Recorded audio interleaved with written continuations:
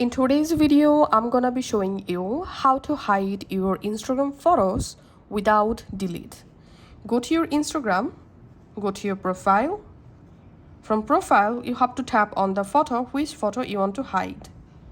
Then tap on this three dot, and here we can see photo hide option is not available. So all you have to need to hide any post, just tap on archive, and the post will be archived. Archive means your post will be hidden from your profile. We can see the post is no more showing on my profile. And if you want to again unhide from your profile, tap on this menu, and here tap on archive, select post archive,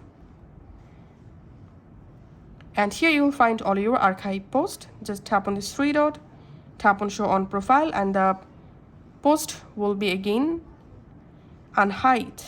Thanks for watching.